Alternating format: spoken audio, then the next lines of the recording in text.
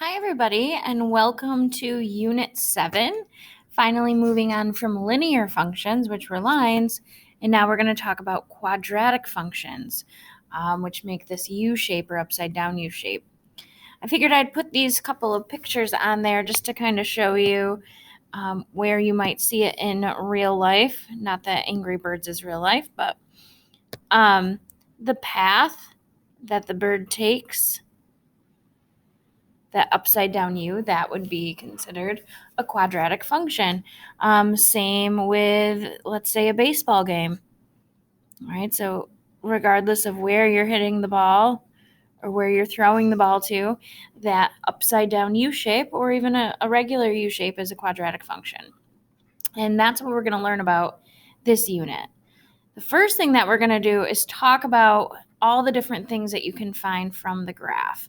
And let's start by looking at the word quadratics and the standard equation, which looks like this. So it's definitely important that you understand that that's a quadratic function. That's what it looks like. This is standard form.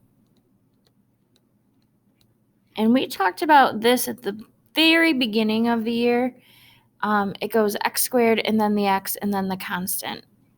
All right, and we're going to be able to tell a lot just from the equation. The a, b, and c will actually be numbers when we get into this, but the a is always with x squared, the b is with x, and then the c is your constant. That's by itself. All right, the graph itself has a special name, like a linear function.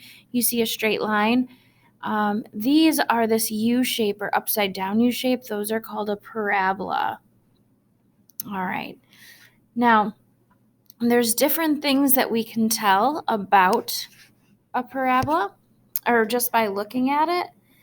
So the first thing I want to point out are some things that you already know. So first of all, the y-intercept is where it crosses the y-axis. So the y-intercept would be -3 here. The y-intercept on this one would be 6. All right, you've seen that before. I also want to point out that in the standard equation, this number, this constant, is the y-intercept. All right, and we'll talk more about that. The other thing that you've already seen are your x-intercepts, where it crosses the x-axis, but those actually have a special name, and we use them when we are factoring.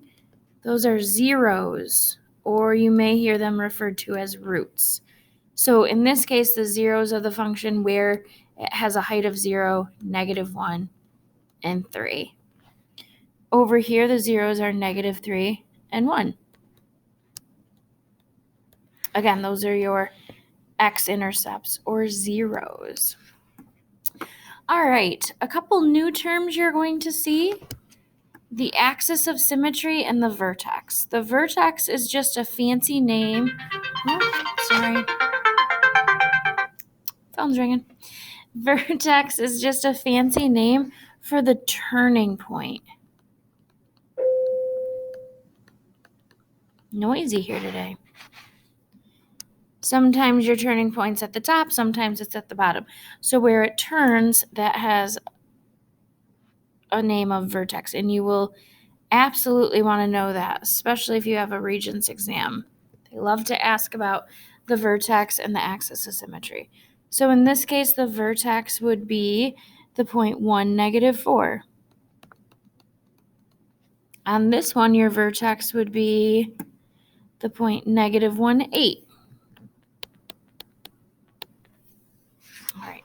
And the last thing, if you notice, the axis of symmetry is this dotted line that they've drawn. We're going to draw those ourselves on our parabolas, but basically it's where you can fold it in half. If something is symmetrical, it can be folded in half, like the capital letter A or the letter O. All right, so this is actually the axis of symmetry, which is a line, and we learned about vertical lines last chapter. It's a line that only runs through the x-axis. It never touches the y-axis. So it's the equation it's always x equals 1. In this case, we could fold it right here, the axis of symmetry on this one is this line, and it's the equation x equals -1. That's going to be important as well. So you can find it by looking at the graph. Just remember, if it's a line that does not cross the y-axis, there is no y in the equation. It's x equals 1. Every point on this line has an x value of 1. Another thing to point out, the axis of symmetry is always halfway between your roots. So if your zeros are -1 and 3, halfway between -1 and 3 is 1. X equals 1. Halfway between -3 and 1 is -1. X equals -1 is your equation. All right, and we'll keep talking more about that. If you're thoroughly confused right now, don't worry. We're going to practice. All right, another thing to point out. It says a is greater than 0, a is less than 0. A, remember, refers to the number in front of your x squared. So looking at an equation, let's look at this equation right here.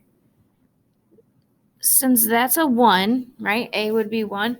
Since it's positive, think about this as a smiley face. All right, if you're being positive, you're smiling. Over here, see how that x squared has a negative in front of it? That'd be a -1, so a is less than 0.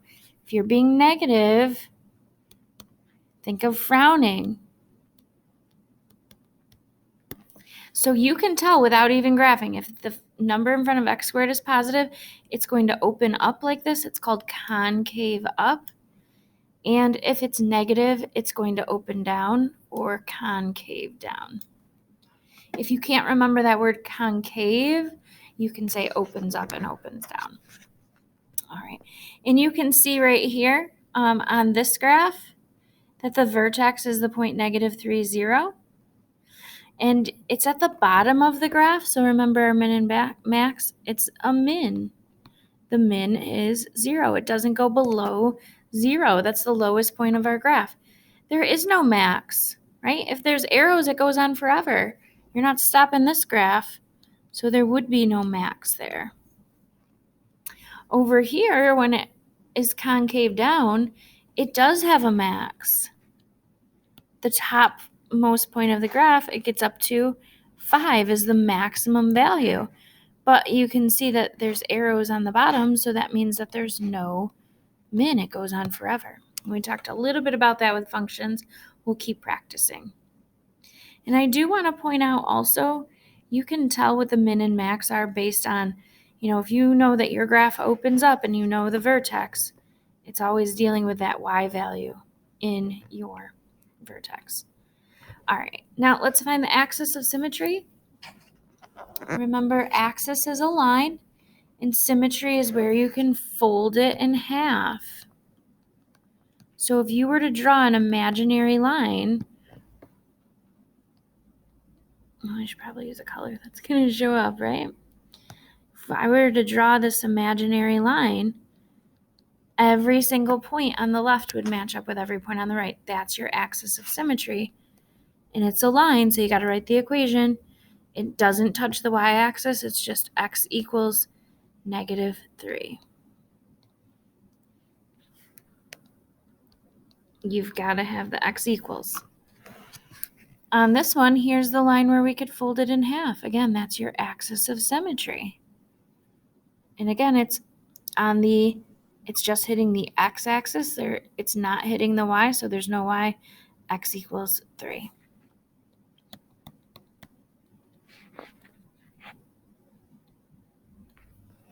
Make sure you take good notes. You're going to have a lot of questions about this. And if you do have a Regents exam, you're going to see questions about parabolas. There is no doubt in my mind. So keep this handy so you can use it to help you on your quizzes and your practice. All right, I'm actually going to split up these videos. So this video just has all that information. In the next video, we'll do some practice with it. But again, it's so important that you're getting those notes down. If you have questions along the way, don't be afraid to ask me. Have a great day.